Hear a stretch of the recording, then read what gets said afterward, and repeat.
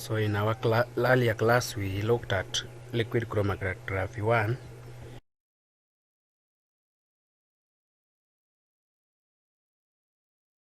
Today we want to look at liquid chromatography 2, and here we are going to look at ultra high pressure liquid chromatography, where the smaller particle packed columns. Then we have monolithic stationary phases.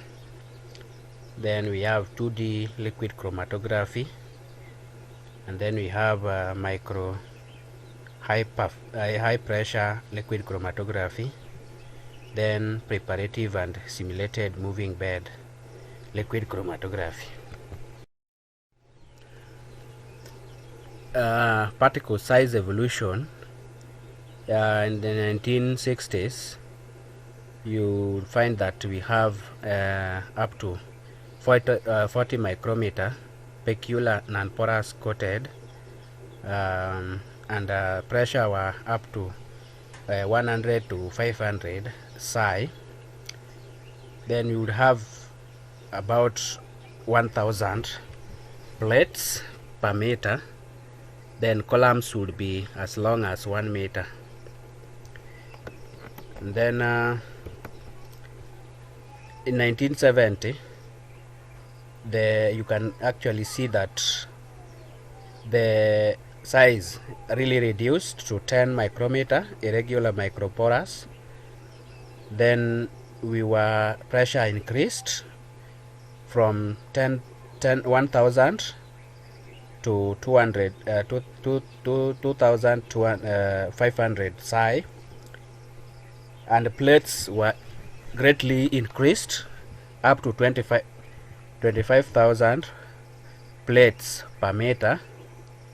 And you could see that the column actually also reduced. Before you were having it in 1 meter, now it is millimeter. But you can also see that as these changes are, as the improvements are realized, the separation efficiency is also realized. And then in 1980s to present day, we realized that now the size of particles are greatly reduced, 3.5 to 5 micrometer spherical microporous. You find very greater pressures like 1500 to 4000 psi. Then you find that plates are so much increased, 50,000 to 80,000 plates per meter.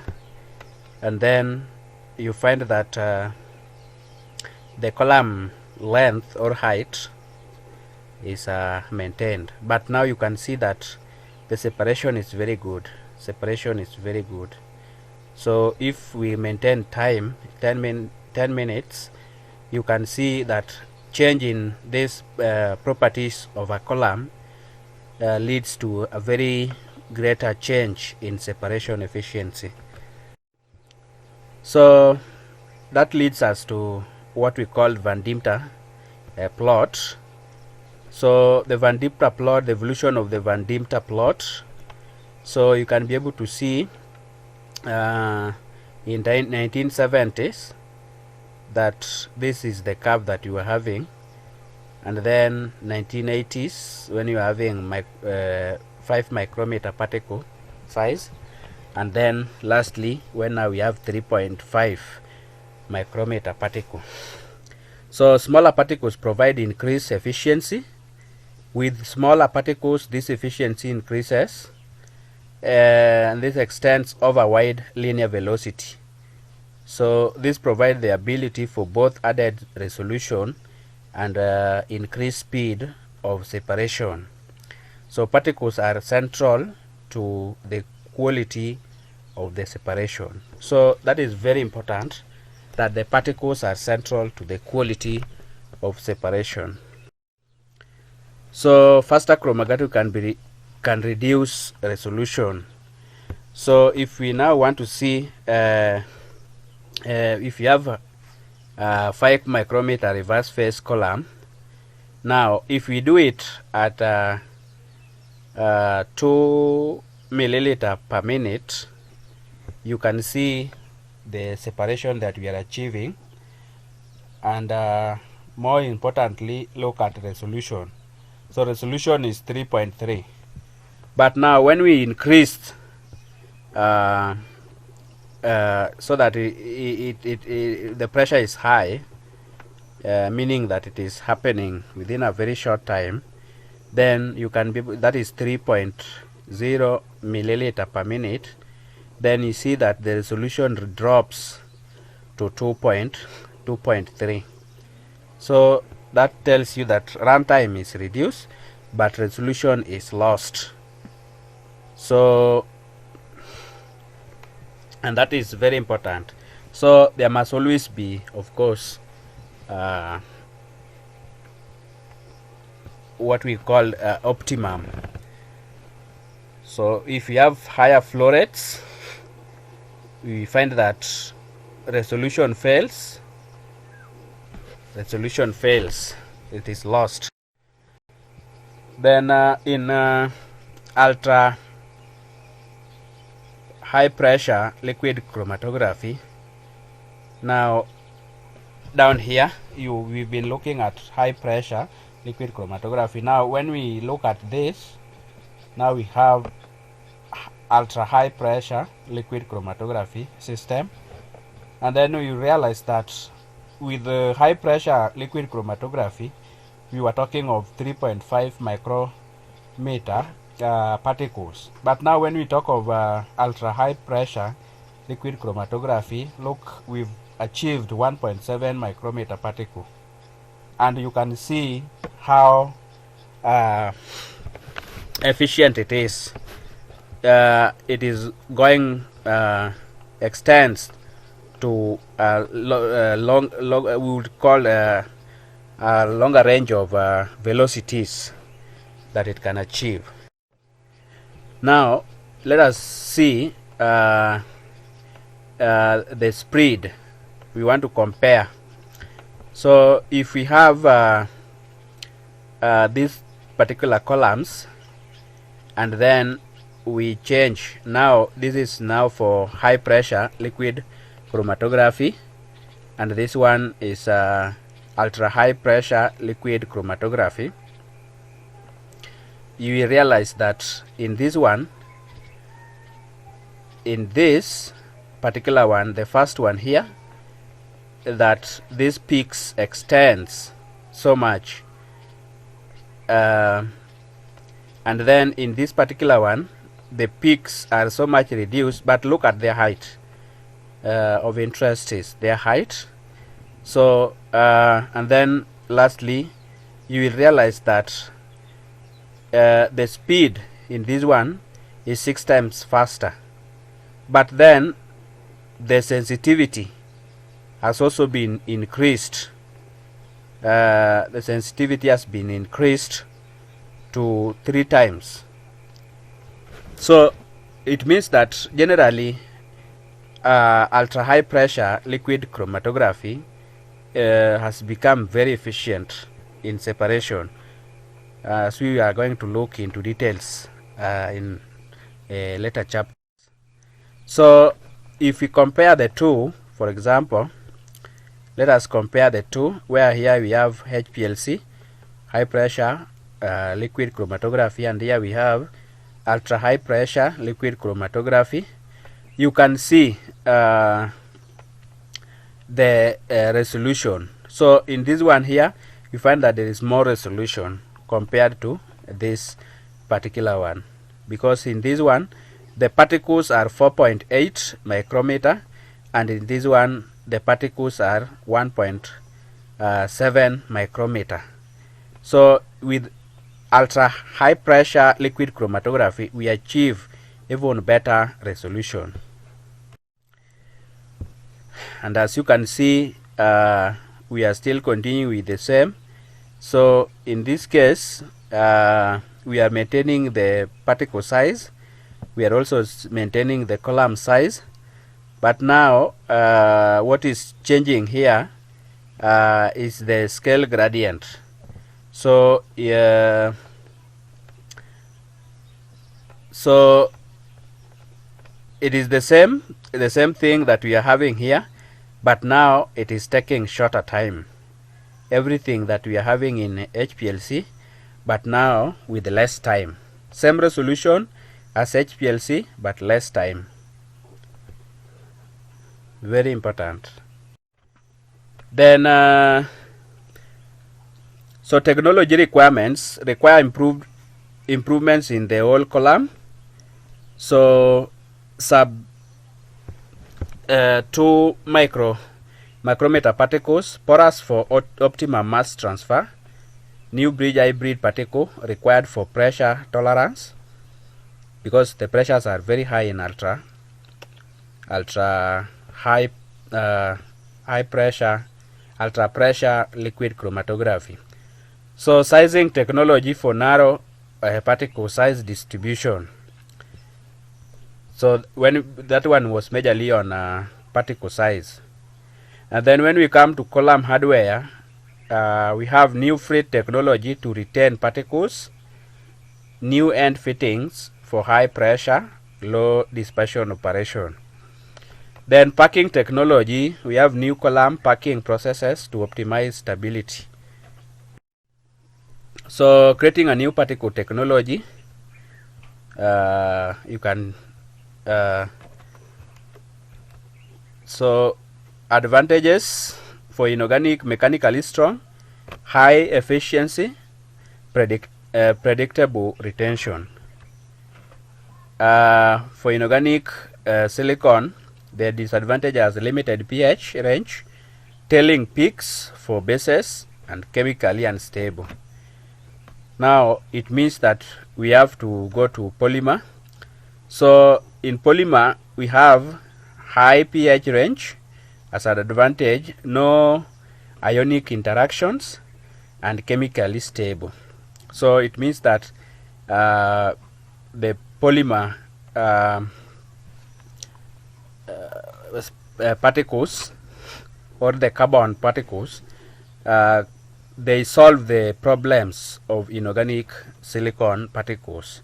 Now some of the disadvantages here are mechanically soft, then they have low efficiency and unpredictable retention. The retention are very much unpredictable. So that means that if they also both have disadvantages and advantages, why not come up with hybrid silicon carbon particle technology? So explaining ultra high pressure liquid chromatography with the resolution equation. So you can be able to see that N is the efficiency in the primary driver. Selectivity and retentivity are the same as in HPLC. So resolution RS is proportional to the square root of N. So as you can be able to see, so this one here, this constant here is selectivity, and this one is retentivity. So in short, we will say that resolution is directly proportional to the square root of efficiency. So if efficiency is greater than times 3, then resolution is greater than times 1.7.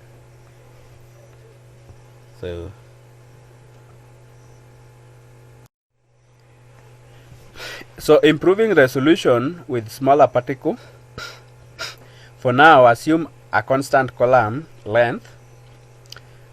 From the Van Dinter equation, we know that efficiency is inversely proportional to particle size. So if particle size is less than times 3, then efficiency is greater than times 3, and resolution is greater than times 1.7. So in short, we are saying the smaller the size of the particle, the higher the efficiency, the higher the resolution. So relationship between peak width and efficiency for constant column length. So efficiency is inversely proportional to the square root of peak width. So peak height is inversely proportional to peak width. So outcome, narrower peaks are taller and easier to detect. Narrower peaks are taller and easier to detect. So if particle size is less than times 3, then efficiency is greater than times 3 and resolution is greater than times 1.7, and sensitivity is also greater than 1.7 times. So it means that a smaller particle size is very efficient. So back pressure at constant column length. So back pressure is proportional to flow rate and inversely proportional to the square of particle size.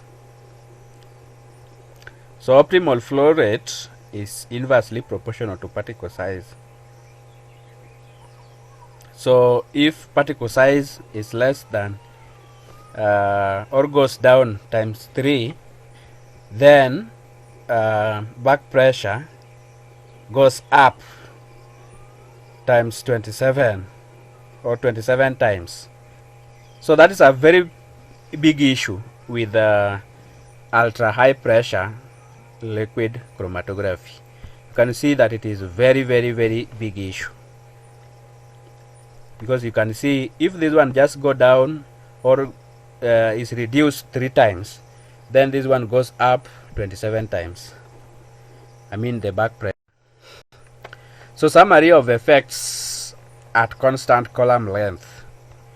So just as we have explained that if you have a particle size stationary phase, if you have a column, I mean 1.7 versus 5 micrometer particles, resolution definitely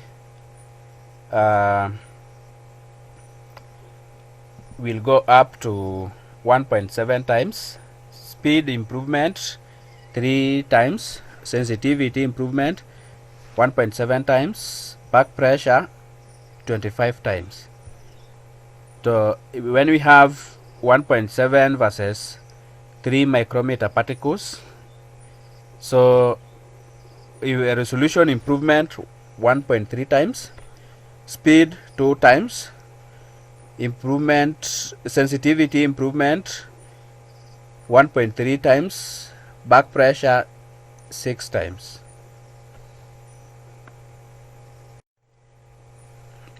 So fixed column length, flow rate proportional to particle size. At fixed column length, flow rate proportional to particle size. So it means that if we have 1.7 particle size and flow rate 0.6 milliliter per minute at pressure 7656 psi, you find that you have 1.5 times resolution, 2.6 times faster, 1.4 times sensitivity, 22 times pressure.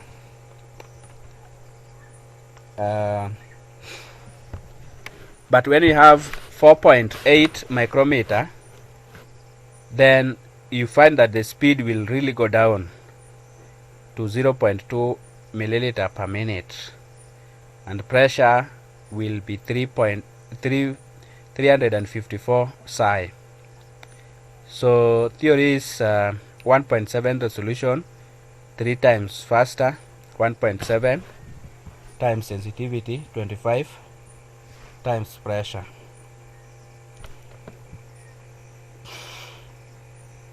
So you can see that this one will take shorter time, this one will take longer time.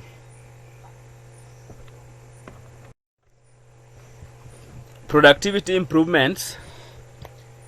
Ultra high pressure liquid chromatography gives 70% higher resolution in a third the time. Target resolution is obtained 1.7 times faster. Method development up to 5 times faster. Assume that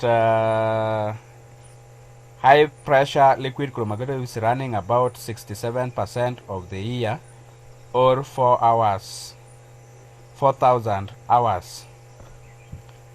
So you realize that if we consider the same, then we will realize that for HPLC the cycle time will be 27. For ultra high pressure liquid chromatography the cycle time will be 3. Number of samples run per year for HPLC will just be 10,000, but for ultra high pressure liquid chromatography the samples that shall have been tested or run are 90,000. So you can see the big difference. So it means that ultra high pressure liquid chromatography is very much faster.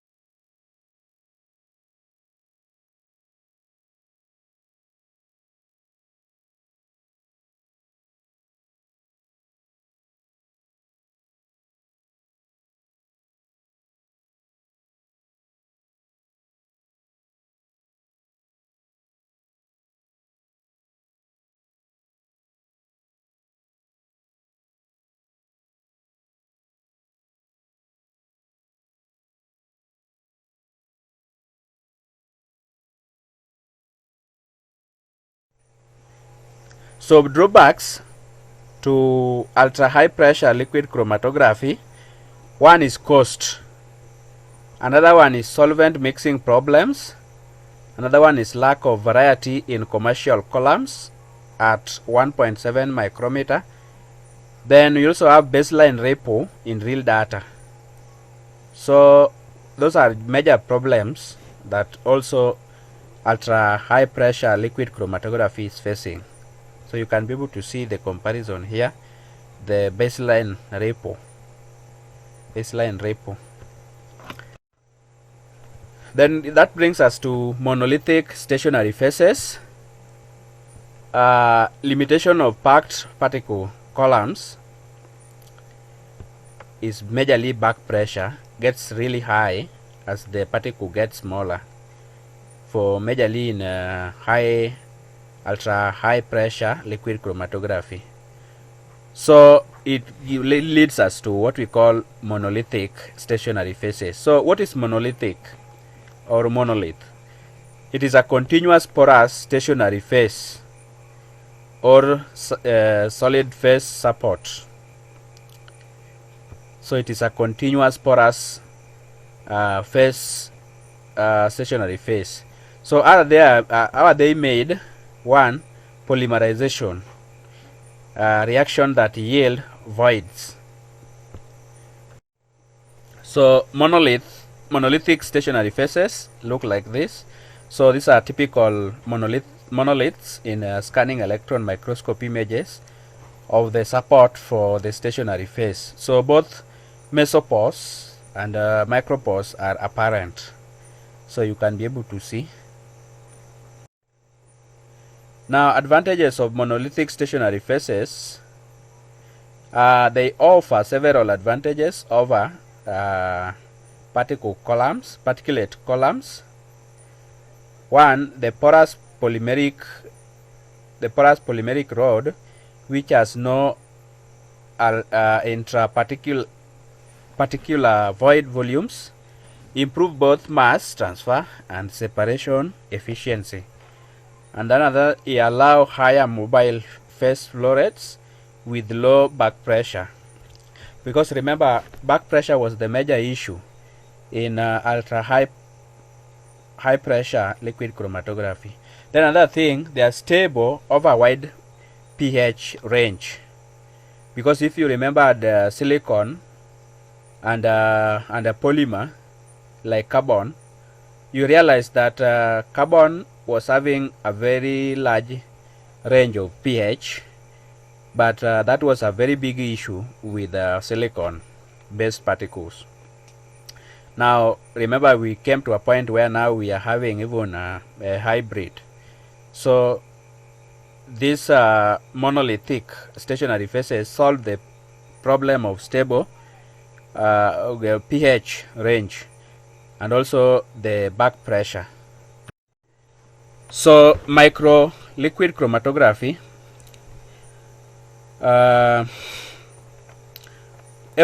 everything is becoming smaller and smaller.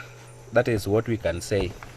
So even in the separation, we don't want such a big machine in a big room. We want things that can be done, can be so small so that they can be carried around.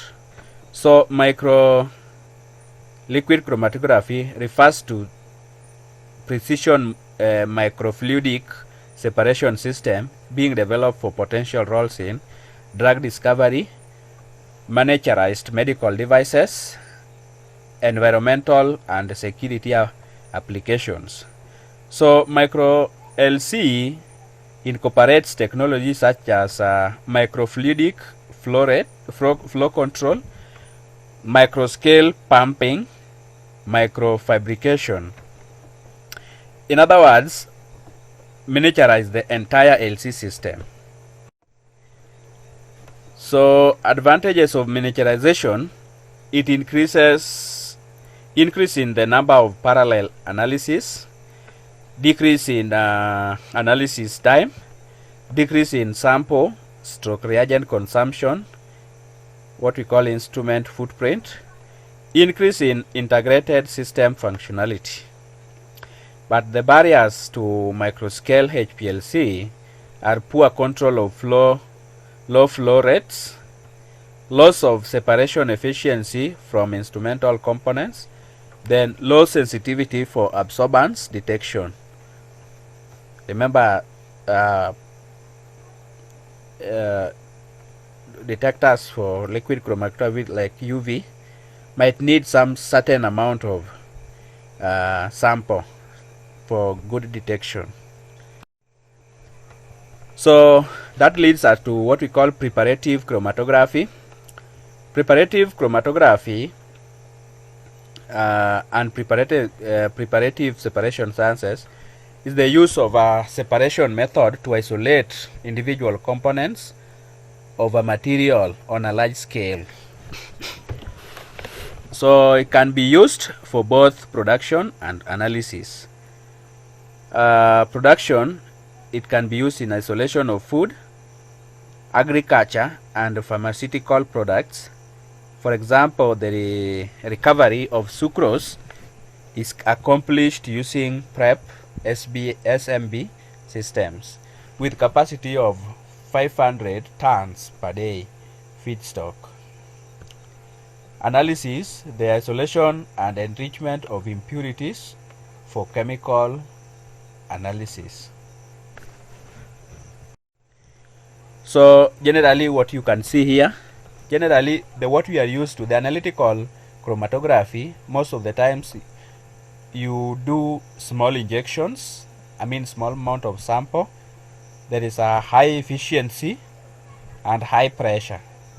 But when we come to preparative chromatography, we call it batch or discontinuous. Large injections optimize efficiency, medium to high pressure, and minimize cost. So you can be able to see even here the resolution for analytical chromatography is very high compared to this. Even the amount of sample, you can be able to see that in analytical the amount of samples is small, and in preparative chromatography the amount of sample is large. So that is all for today. For further reading, you can be able to check the provided reference materials. And thank you. Please subscribe, like, and give suggestions wherever possible so that we may improve these classes. Thank you.